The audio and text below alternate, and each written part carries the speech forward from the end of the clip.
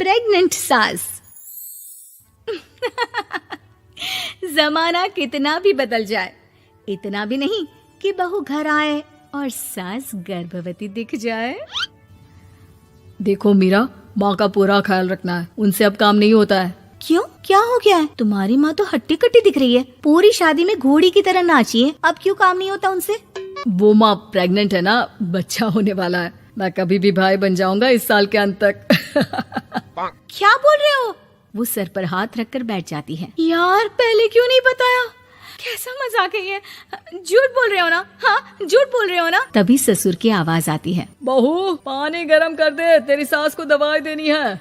समय पर दवाई ना दी तो परेशानी हो जाएगी। और हाँ, जरा काजू पीस कर दूध में मिलाकर ले आना। तेरी सास खुद से तो अपनी संभाल करेगी नहीं। हे भगवान, ये मैं क्या सुन रही हूँ? ये ससुर जी को क्या हो गया है? मैं क्या सोच कर आई थी? हाय रे, मैं तो किसी को मुंह भी नहीं दिखा पाऊंगी। अब ये रोना धोना बाद में करना, पहले गर्म पानी कर दो, माँ को दवाई देनी होगी।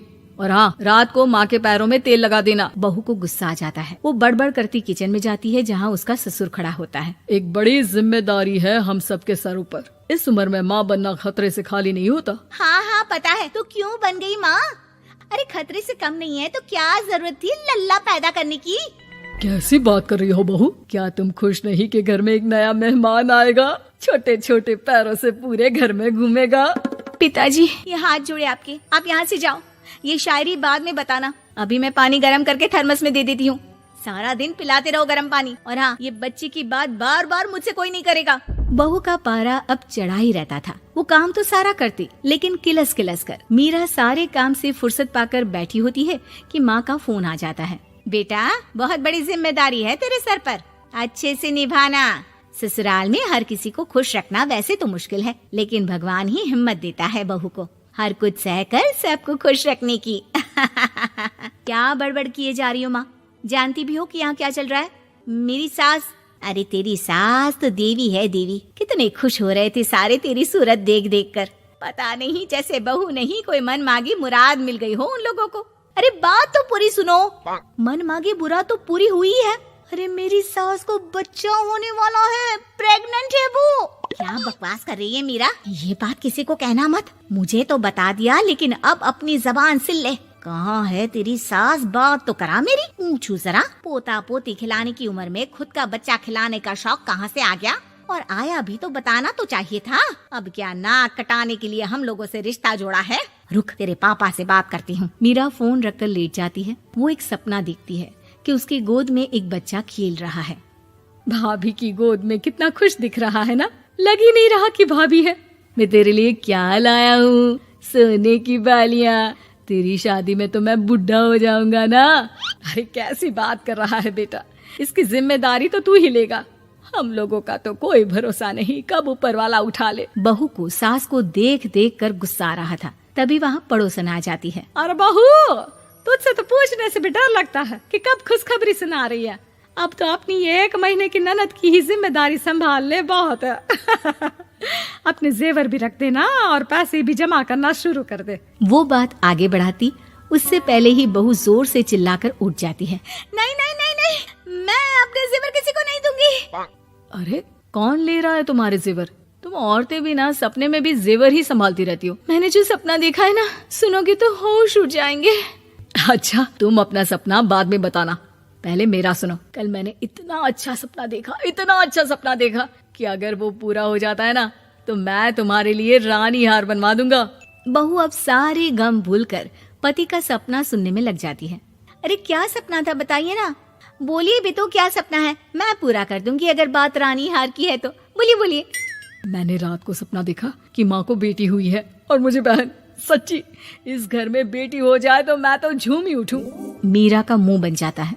वो चुप हो जाती है और सपने की बात याद करती है कि बेटी हुई तो उसे ही अपने गहने उसे देने होंगे। फिर तो रानी हार की जरूरत पड़ेगी ही। भाई लड़की बड़ी होगी, उसकी शादी होगी तो जेवर तो चढ़ाने ही होंगे ना, कहाँ से आएंगे वो? कितने समझदार हो तुम मीरा। मैंने भी यही सोचकर तुम्हारे लिए रानी हार लेने का सोचा था। अरे फूटी किस्मत मेरी जो ऐसा परिवार मिला। मेरे पापा की तो मैं अभी क्लास लगाती हूँ, जो सब जानते हुए भी ऐसे परिवार में मेरी शादी कर दी।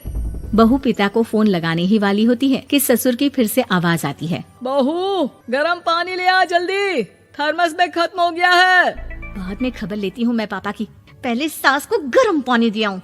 बहू अभी किचन में काम कर ही रही थी कि मीरा के मम्मी पापा आ जाते हैं। वो हाथ में ढेर सारे फल लेकर आते हैं।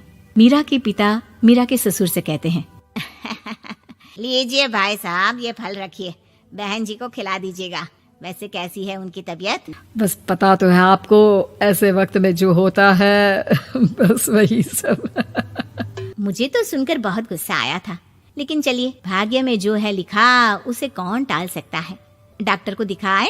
हाँ हाँ, बस डॉक्टर आने ही वाला है। अच्छा हुआ आप लोग भी आ गए। उतने में एक सुंदर सी लेडी डॉक्टर आती है। पेशेंट कौन है आप? अरे नहीं जी, मैं तो बहू हूँ इस घर की।